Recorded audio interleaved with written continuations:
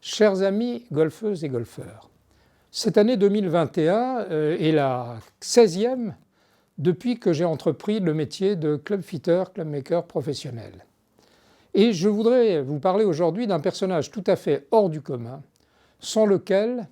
je n'aurais jamais atteint le niveau de connaissance du matériel et de son réglage qui est le mien, et qui a été reconnu par la délivrance par l'AGCP, la principale association de club makers américaine, du grade de Master. Ce personnage est Tom Wichon. Tom Wichon, sans risque d'être contredit, on peut assurer qu'il est la référence mondiale incontestable dans le domaine tant de la conception des têtes de club de golf que dans celui de leur réglage pour les golfeurs de tout niveau. Depuis les débutants jusqu'aux grands champions du Tour, Tom Wichon a été pendant de nombreuses années le conseiller technique de la très connue revue américaine Golf Digest, ainsi que du site de la PGA des États-Unis d'Amérique. Il est le concepteur de plus de modèles de têtes de club originaux qu'aucune autre personne dans toute l'histoire de ce jeu. Il est le créateur d'ensembles de clubs sur mesure pour des professionnels du Tour tels que Ben Crenshaw,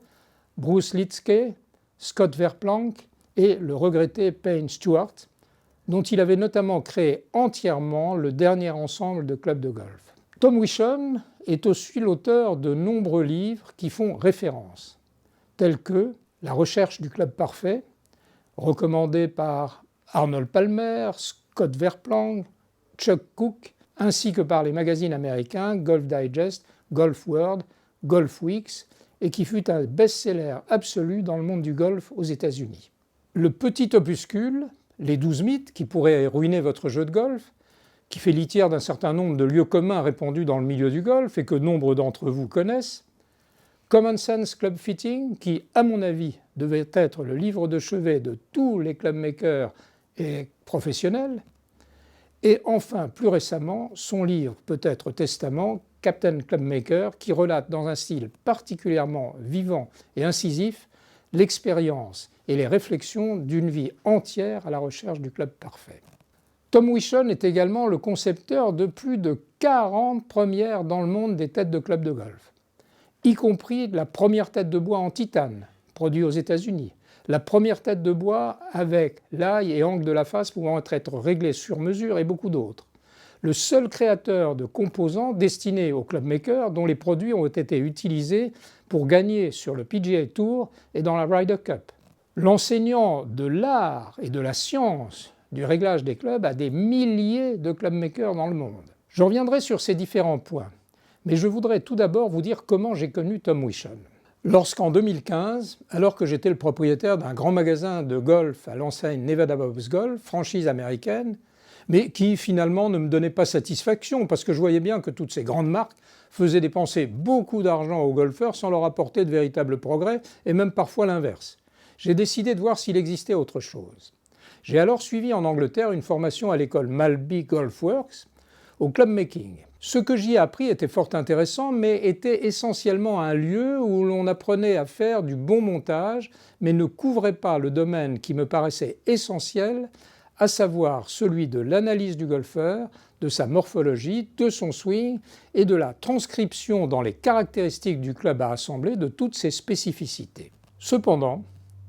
à l'occasion d'un dîner, au cours du stage, l'enseignant nous cita un Américain dont, sur le coup, je n'ai pas bien saisi le nom, je dois dire, et qui préconisait des réglages fondés sur des réalités physiques qui m'ont immédiatement interpellé. Cet homme, c'était précisément Tom Wichon, qui, l'ai-je alors appris,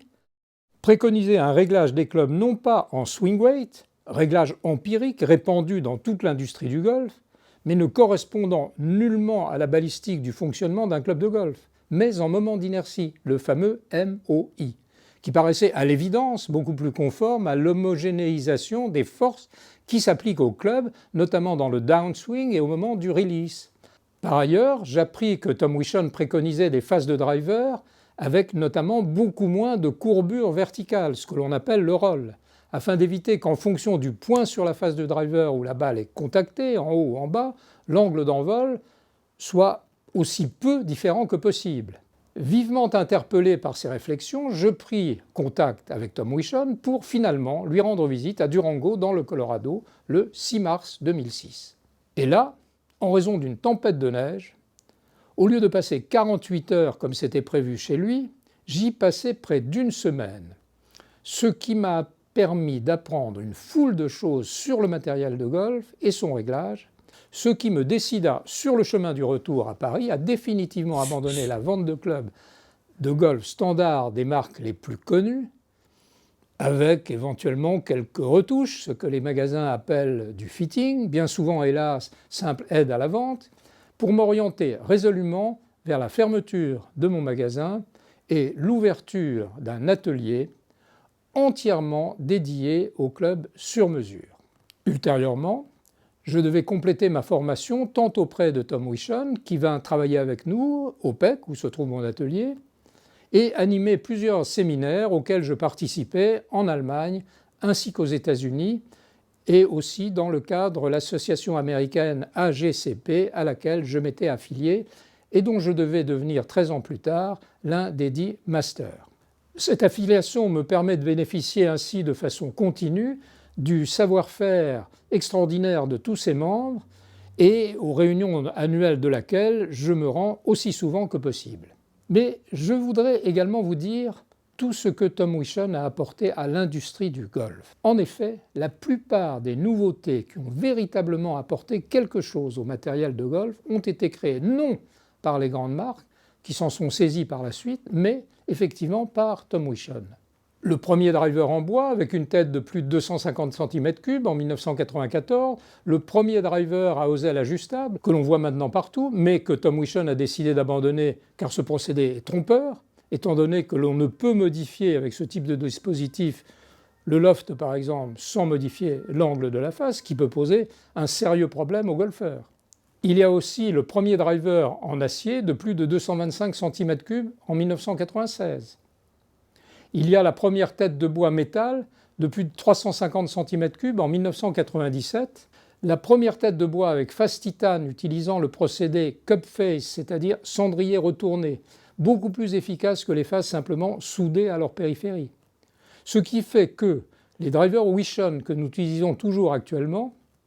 et qui datent d'il y a plusieurs années, surclassent pratiquement toujours ceux des marques avec lesquelles nos golfeurs les comparent. Il y a aussi les premières faces à épaisseur variable pour les fers. Le premier driver à coefficient de restitution, le COR, allant bien au-delà de la norme USGA.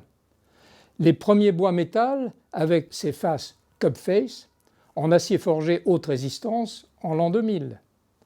Les premiers drivers avec face GRT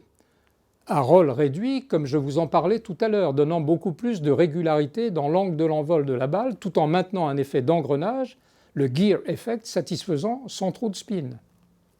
Le premier driver avec un centre de gravité de plus de 4 cm en arrière de la face pour augmenter l'angle d'envol avec une vitesse de balle plus importante. Le premier driver également avec un bras rotatif à l'intérieur permettant de régler pour un effet draw ou fade. Le premier driver avec un hosel tel que l'on peut le courber comme on pourrait le faire sur un des fers en acier forgé pour en régler le lie ou l'angle de la face. En 2007, les premiers bois à face très basse avec coefficient de restitution de 0,83 et hosel également, donc que l'on peut courber de la même façon que sur les fers forgés. Les premiers fers à face en acier ultra fine, forgés, les premiers fers forgés en 5 étapes, actuellement la référence, permettant des combos muscle back et cavity back dès 2003. Les premiers fers à face épaisseur variable en 2004 et au coefficient de restitution en sensible amélioration. Les premiers fers à face à épaisseur variable atteignant un coefficient de restitution maximal et dont les angles peuvent être réglés jusqu'à 4 degrés. Et en 2016, le premier ensemble de fers à longueur unique avec un combo de face classique et de fers à face à coefficient de restitution très élevé, dont le concept fut rapidement repris par Cobra, tel que Bryson DeChambeau les joue. Et je voudrais également insister sur les incroyables capacités de réglage des têtes de club produites par Tom Wishon, comme par exemple les bois et les hybrides EQ1NX, dont on peut modifier tant le poids que le lie dans des proportions tellement considérables que ça permet de les régler avec des écarts de longueur, donnant une adaptation à chaque golfeur tout à fait exceptionnelle. Je pourrais encore en dire beaucoup à ce sujet, tant la richesse de ce qu'a apporté Tom Wischon est inouïe. Mais je voudrais pour conclure vous dire une autre chose. C'est que Tom Wischon, par-delà le technicien et le professionnel, est un homme aux qualités humaines comme on en rencontre peu dans la vie. Un homme d'engagement, un homme de parole, un homme d'une totale authenticité, un homme de fidélité tel qu'il en existe très peu, que j'ai eu la grande chance de connaître et qui m'a accordé son amitié. C'est le savoir-faire de cet homme et ses qualités humaines qui sont autant pour moi que pour chaque collaborateur et associé de Golf & Swing nos références au service des golfeurs. Je vous remercie d'avoir une nouvelle fois suivi une de nos vidéos et je vous dis à bientôt.